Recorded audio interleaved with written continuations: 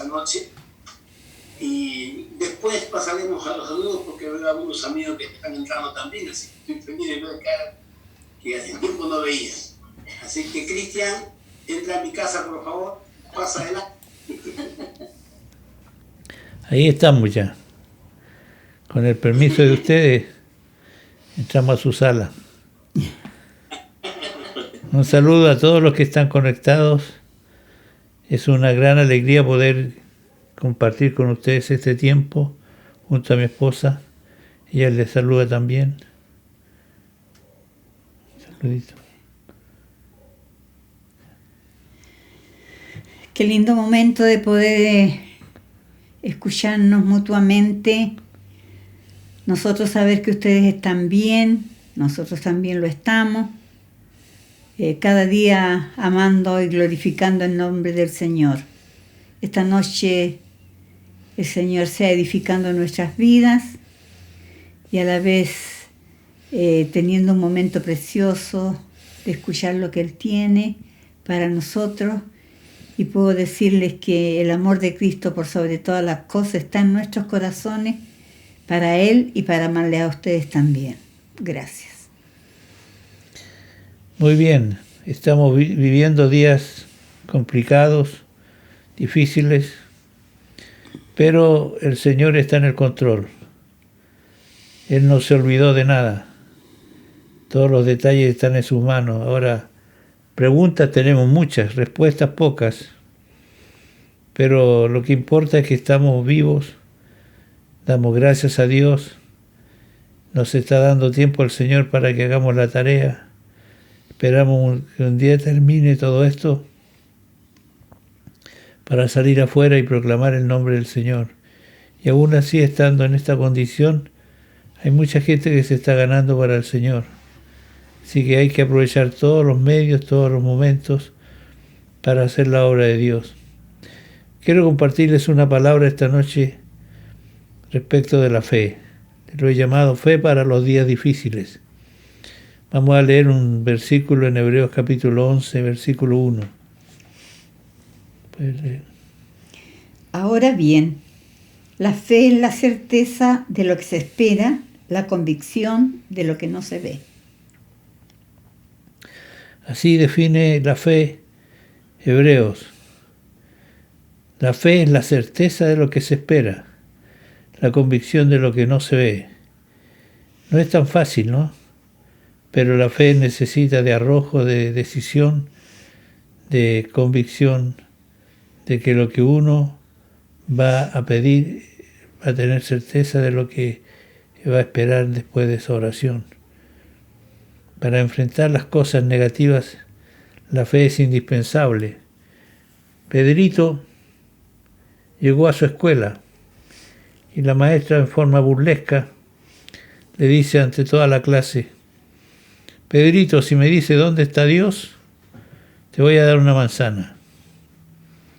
Pedrito pensó un momento y le responde a la maestra: Maestra, yo le voy a dar 2 manzanas si usted me dice dónde no está Dios. Parece que fue muy acertada la respuesta, ¿no? Hay algunos que dicen que no creen en Dios porque no lo ven. A más de alguno que me ha dicho tal cosa le respondo: ¿usted cree en la fuerza de gravedad? A lo cual responde: claro, es lógico, porque es real. Y yo le digo: pero usted no la ve. A Dios nadie lo vio jamás, solo Jesús podía dar testimonio de Dios, del Padre. Pero las evidencias son muchas como para dudar. ¿Quién hizo el mundo? ¿Quién maneja todas las galaxias, todo el sistema solar, todo lo que se mueve en la Tierra, toda la creación? ¿Quién lo hizo? Un solo Dios maravilloso como el nuestro. La fe, Dios la trabaja en nosotros hasta el límite. Para relacionarse con Dios se necesita la fe, porque sin fe es imposible agradar a Dios. Estando presente la fe podemos enfrentar cualquier cosa. De eso tenemos un sinnúmero de testimonios en la Escritura. Veamos alguno de ellos. Partamos con Abraham. Vamos a leer un texto aquí en Génesis capítulo 17. Cuando Abraham tenía 99 años, el Señor se le apareció y le dijo: yo soy el Dios de Todopoderoso, anda delante de mí y sé perfecto, y yo estableceré mi pacto contigo y te multiplicaré en gran manera. Entonces Abraham se postró sobre su rostro, y Dios habló con él diciendo: en cuanto a mí, he aquí mi pacto es contigo, y serás padre de multitud de naciones, y no serás llamado más Abraham, sino que tu nombre será Abraham, porque yo te haré padre de multitud de naciones, te haré fecundo en gran manera, y de ti haré naciones, y de ti saldrán reyes. Estableceré mi pacto contigo y con tu descendencia después de ti, por todas sus generaciones, por pacto eterno de ser Dios tuyo y de toda su descendencia después de ti. Y a ti te daré, y a tu descendencia después de ti, la tierra de tus peregrinaciones, toda la tierra de Canaán como posesión perpetua, y yo seré su Dios. Comenzamos leyendo que Abraham tenía ¿cuántos años? 99 años, cuando le prometió que iba a darle un hijo. ¿Se han preguntado ustedes? Uno podría decir, qué disparate lo que dijo el Señor, que a la edad de 99 años Abraham le fue prometido un hijo. Y Sara, su mujer, cuando escuchó que iba a tener un hijo, se rió para sus adentros, pensando, ¿cómo será esto? Y yo le dije al Señor un día, pensando en estas cosas, pensando en Abraham, que era viejito, y en Sara, que ya había pasado el tiempo de una mujer para engendrar, le dije: Señor, ¿por qué te gustan las cosas difíciles? Qué pregunta más tonta la mía. Y el Señor me respondió: porque yo soy Dios. ¿Hay algo imposible para Dios? ¿Hay algo imposible, hermanos peruanos? ¿Para Dios? Yo creo que no. Yo creo que para Él no hay nada difícil. Así que he resuelto que las cosas difíciles se las dejo a Dios. Yo hago lo que es posible para mi pobre capacidad. Lo interesante de Abraham es que sin conocer a dónde iba salió obedeciendo a Dios porque le creyó. Dice la Escritura en Hebreos capítulo 11 que él salió sin saber a dónde iba, solamente obedeciendo a Dios. ¿Ustedes se atreverían a salir de su casa, de su tierra, de su parentela, sin saber a dónde van? Es una aventura, ¿no es cierto? Pero Abraham salió en una dirección que no conocía, y lo hizo recorrer Dios la tierra de Canaán, y luego se la prometió. Cuando vino el hijo, a la edad de 100 años ya seguramente tenía Abraham, llegó el hijo de la promesa. Abraham había metido los pies antes, queriendo ayudar a Dios, y salió con su Ismael. ¿Quién es Ismael? El hijo de una sierva de Abraham, llamada Agar. Y ese hijo vino también y le ha causado muchas molestias a Isaac, el hijo de Abraham, hasta el día de hoy. Pero bueno, Dios tiene paciencia y camina con nosotros queriendo enderezar nuestras veredas, nuestros caminos. Abraham tuvo otra prueba muy fuerte que afirmó su fe, yo creo. Cuando ya Isaac había crecido un poco y era un adolescente, un día Dios le dice a Abraham: ofréceme tu hijo. Esto era que había que caminar un poco para llegar al lugar donde Dios le había dicho que le dedicara a su hijo, que lo sacrificara. Y Abraham preparó el animal que iba a llevar la leña y todo lo necesario, y partió con su hijo Isaac mientras caminaban en el camino al monte Moriah, a Isaac se le ocurre hacerle la pregunta a Abraham: ¿dónde está el cordero para el sacrificio? Yo creo que Abraham tragó mucha saliva antes de contestar y le dice: Dios proveerá, hijo. Era una confianza que Abraham tenía, pero por dentro iba quizás muy desconcertado. Llegaron al lugar que tenía que ofrecerse el sacrificio y ahí Abraham tuvo que decirle de qué se trataba todo esto. Flavio Josefo, un escritor judío, dice que seguramente que la conversación fue más o menos esta: Padre, si Dios te mandó a hacer lo que tienes que hacer, yo estoy dispuesto. Así que lo acostó sobre la leña, preparó todo, levantó el cuchillo para hacer el sacrificio y Dios le dice: Abraham, detente, tú no vas a hacer nada más. Yo quería probarte, yo quería saber de tu corazón. Y seguramente que Abraham le volvió todo el gozo, toda la alegría de poder contar con su hijo. ¿Era una prueba de fe? Claro que sí, fuerte. ¿Cómo nos veríamos nosotros en las sandalias de Abraham? Sería bien complicado, quizás no seríamos capaces. Pero Abraham estaba conociendo a Dios. Dios lo estaba entrenando para tantas cosas que iba a hacer con él, además de ser el padre de la fe y el padre de muchas naciones de la tierra. Así que este hombre fue llamado el padre de la fe. Es llamado el padre de la fe. Ojalá que aprendamos mucho de él. En los primeros capítulos de Génesis está la historia de Abraham.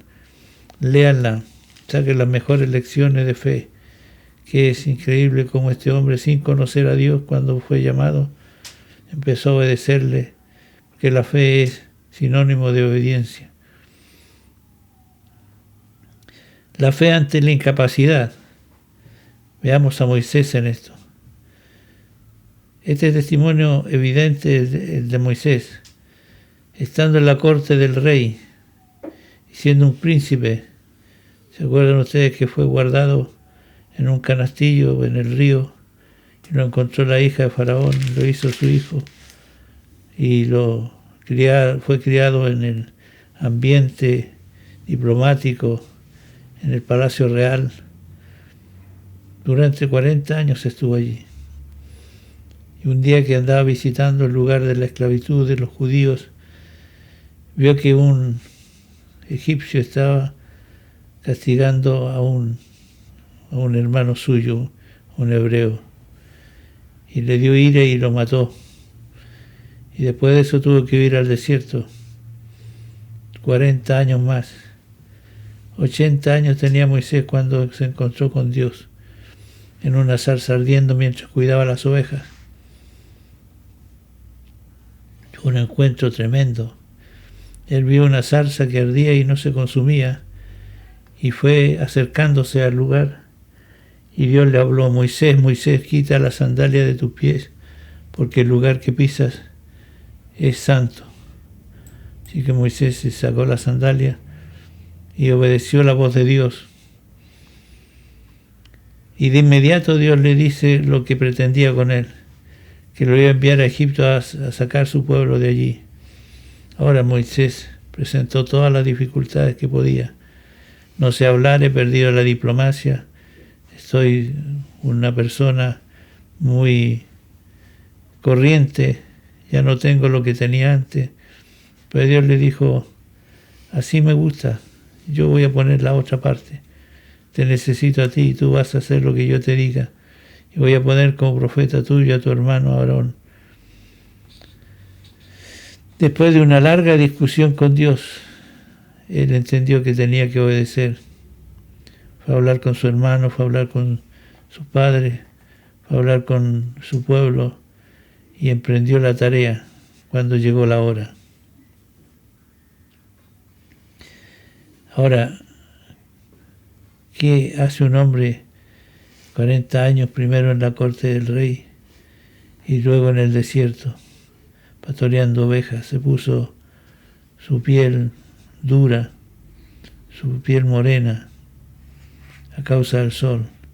Allí encontró esposa, se casó, tuvo hijos y emprendió una vida que no sabía dónde iba a parar, hasta ese día que encontró la zarza ardiendo.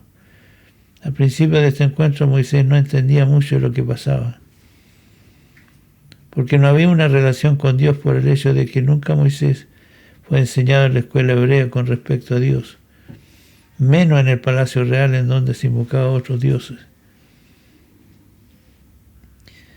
Digamos que la vida de Moisés fue una continua escuela de espera y conocimiento de Dios.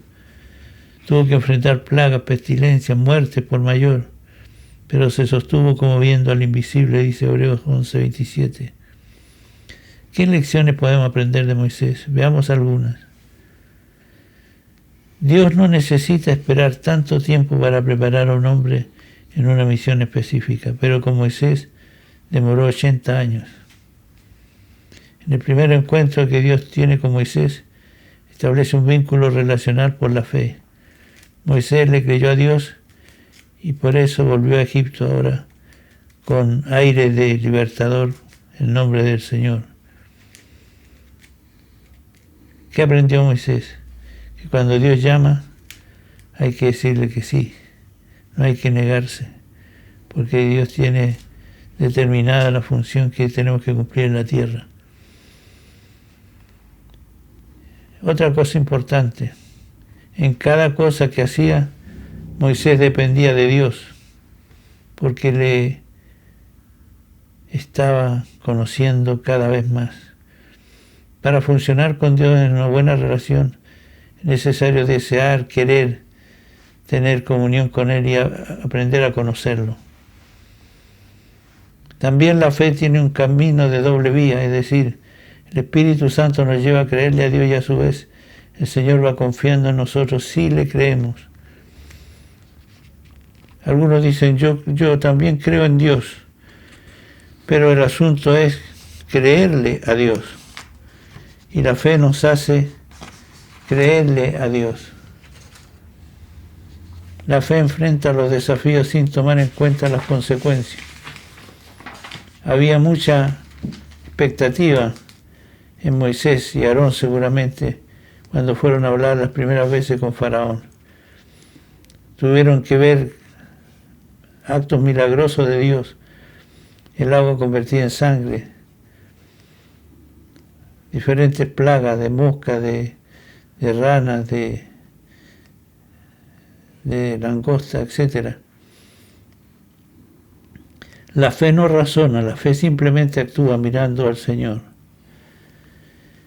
Y esto fue lo que aprendió Moisés. Era una tarea difícil porque cada vez el rey Faraón le decía que no. Cada vez que iban a decirle que dejara ir al pueblo del Señor. Y cada vez había una plaga diferente.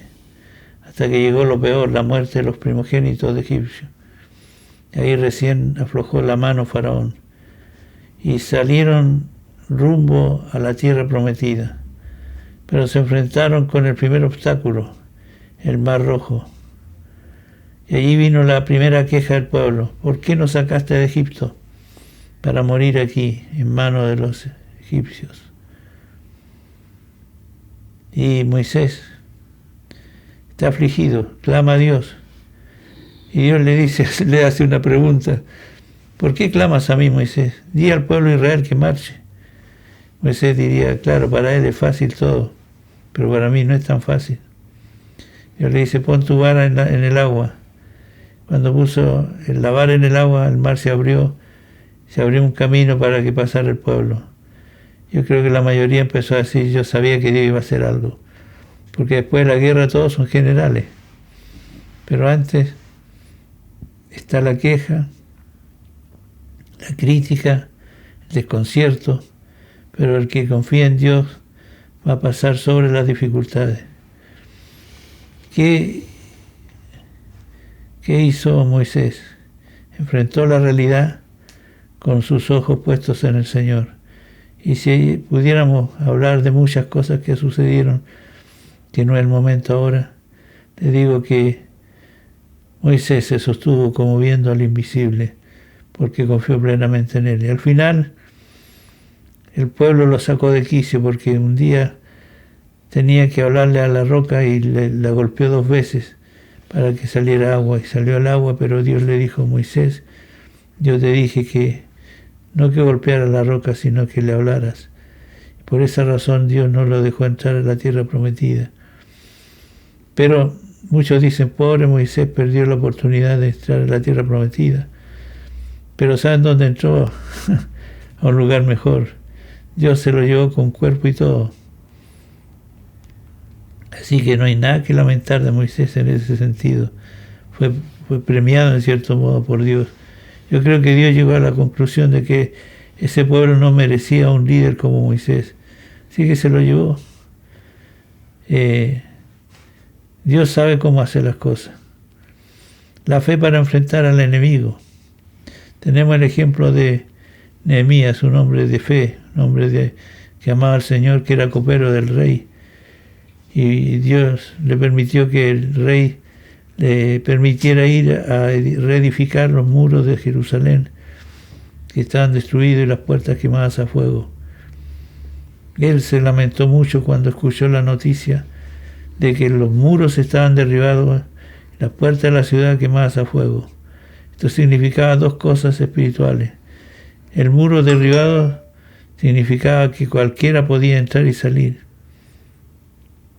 Las puertas quemadas a fuego significaba que no había autoridad en la ciudad, que todo era un desastre. Así que Nehemías decidió ir a reedificar los muros. Hizo esta tarea con muchas dificultades porque se levantaron los enemigos, pero a raíz de confiar en Dios, de poner su vida en las manos del Señor, Dios le dio la inteligencia, la sabiduría y la fuerza para levantar esos muros y las puertas. ¿Qué tuvo Nehemías? Tuvo una sensibilidad para discernir el corazón de Dios a través de la fe. La fe asume la responsabilidad porque a través de la fe no solo estaba viendo lo material, sino más estaba viendo lo espiritual. Sin muro no hay diferencia entre el que tiene una identidad con Dios y el que no la tiene. Las puertas quemadas a fuego representaban autoridad. Si no hay autoridad, no hay desarrollo y madurez. Otra cosa que hace la fe en medio de las crisis. Menciono aquí a 3 jóvenes compañeros de Daniel que tuvieron que confrontar a un rey poderoso llamado Nabucodonosor. Ellos fueron llevados cautivos a Babilonia y tenían una confianza plena en el Señor. Estos muchachos eran apenas salientes de la adolescencia, no eran hombres ya grandes. ¿Y qué hicieron estos jovencitos? Ellos tenían un fundamento sólido, conocían a Dios. ¿Y qué pasó? Nabucodonosor hizo una estatua que quería que todos la adoraran. Y así, cuando terminó la estatua, mandó a todo el pueblo a que se arrodillara y ofreciera adoración a esa estatua. Cuando llegó ese día, habían 3 que no doblaron sus rodillas: Mesach, Sadrach y Abednego. Y cuando le dijeron al rey que habían 3 muchachos que no habían doblado la rodilla, los mandó a llamar. Y le dijo: ustedes parece que no entendieron el mensaje. Lo voy a repetir. Cuando suene la música, ustedes van a arrodillarse, ¿no es cierto? Y ellos respondieron: nosotros nos doblamos la rodilla solo ante nuestro Dios. Así que no vamos a doblar nuestra rodilla. Y el rey se enojó tanto que le dijo: ¿y qué mano será la que la libre de mí? Y los jóvenes respondieron: Dios puede librarnos de tu mano, pero si no nos libra, igual no vamos a doblar nuestra rodilla ante esa imagen. Qué fe que tenían los muchachos. Así que el rey se enojó mucho y los mandó a echar a un horno de fuego que lo prendieron varias veces más de lo acostumbrado y los lanzaron adentro.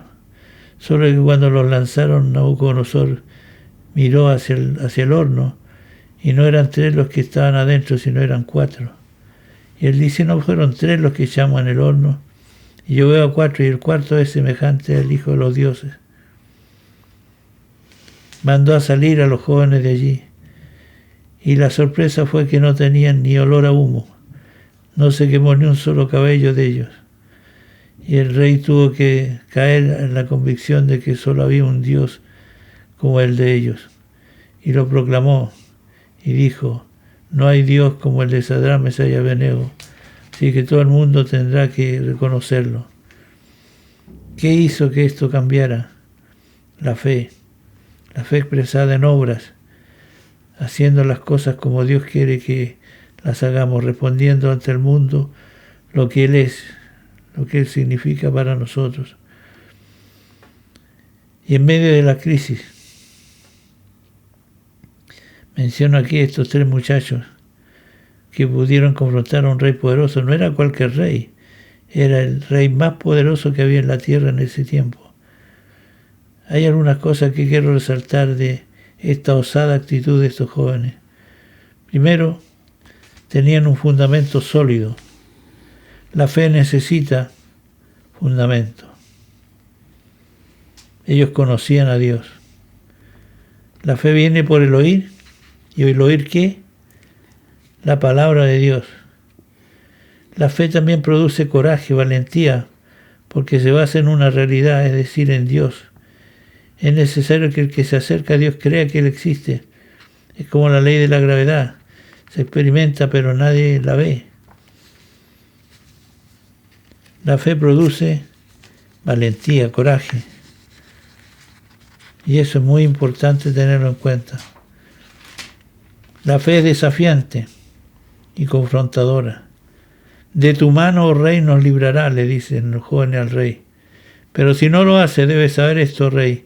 No serviremos ni adoraremos a tus dioses, ni adoraremos la estatua que has levantado. Ay, ay, ay. Ellos sabían lo que les podía esperar y vino el castigo, pero no tuvo efecto sobre ellos.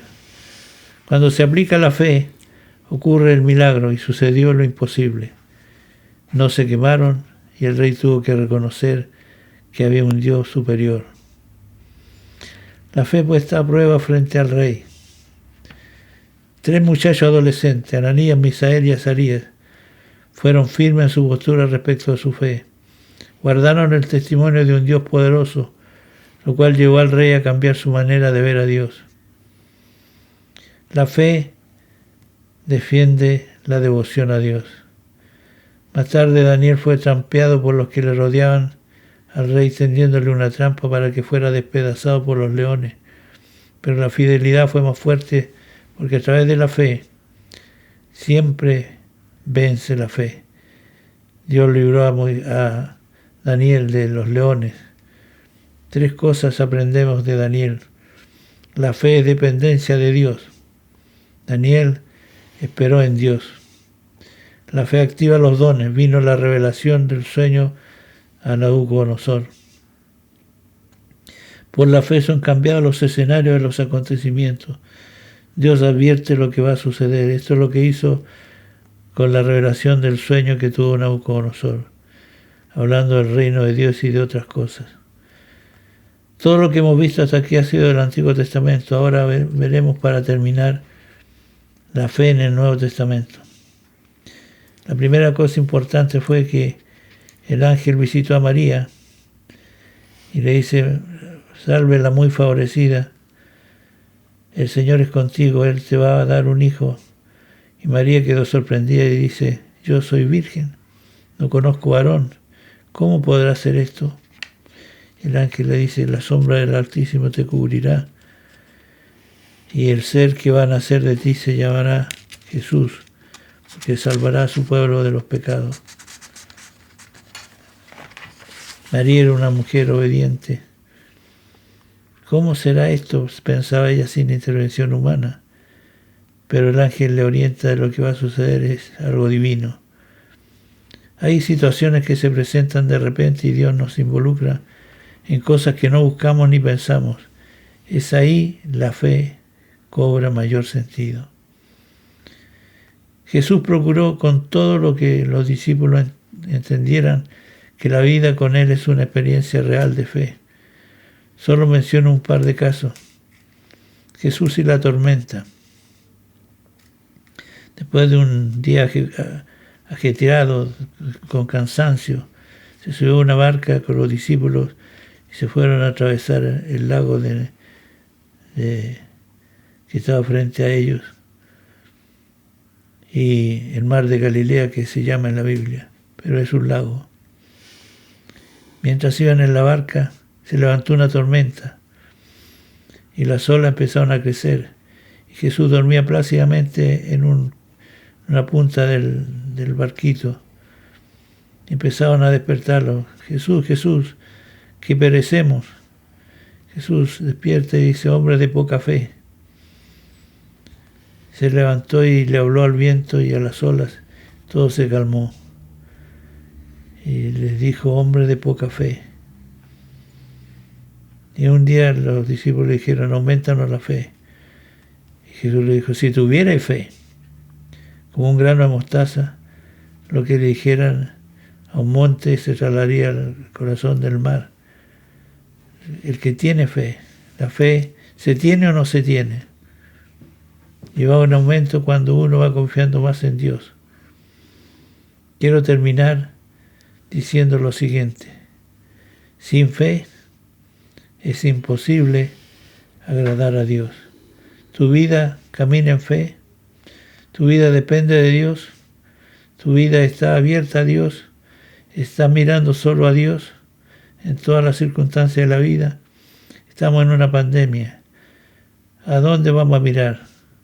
Alzaré mis ojos a los montes, dice el Salmo. ¿De dónde vendrá mi socorro? Mi socorro viene del Señor que hizo los cielos y la tierra.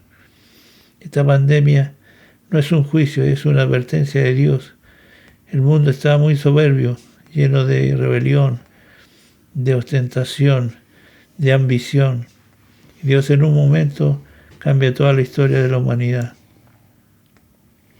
Tenemos un Dios grande que nos protege, que nos guía, que nos guarda. Y este mismo Dios que permitió que entrara este bicho de la pandemia, del virus, el mismo Dios lo puede acabar en un momento. Pero Él lo va a hacer cuando lo estime conveniente, cuando el mundo se empieza a doblar frente a Él y a reconocer que hay un solo Dios y que es el que ha creado todas las cosas. Hermanos, animémonos en este tiempo. La fe es la que nos va a ayudar a salir al otro lado. Que Dios nos bendiga, nos enseñe la verdad, nos dé el ánimo necesario y vamos a salir más que vencedores de toda esta situación. Voy a orar por ustedes y luego voy a orar por los enfermos también. Padre, en el nombre de Jesús, en este momento te agradecemos por ser lo que eres, nuestro Padre que nos permitió entrar a la familia divina. Gracias, Señor, por tu amor tan grande. Ahora te ruego, Padre, en el nombre de Jesús, que puedas poner mucha fe en el corazón de mis hermanos. Tu fe, Señor, ponla en el corazón de cada uno, para que podamos pasar por dificultades, salir al otro lado victoriosos, porque la victoria tú la ganaste en la cruz. Señor, ahora te ruego que también tengas misericordia de los que sufren enfermedad. Si alguno está afectado por esta pandemia, en el nombre de Jesús declaro la salud sobre su vida. Si hay otra enfermedad, los que están oyendo pongan su mano sobre el lugar afectado y en el nombre de Jesús toma autoridad sobre esa enfermedad y la expulso de ese cuerpo y ordeno a ese cuerpo volver a la normalidad. En el nombre de Jesús, todo vuelva a la normalidad. El dolor se va, viene la calma, viene la paz y viene la sanidad. En el glorioso nombre de Jesús. A ti sea la gloria, Señor, para siempre. Muchas gracias, Jesús. Amén. Amén.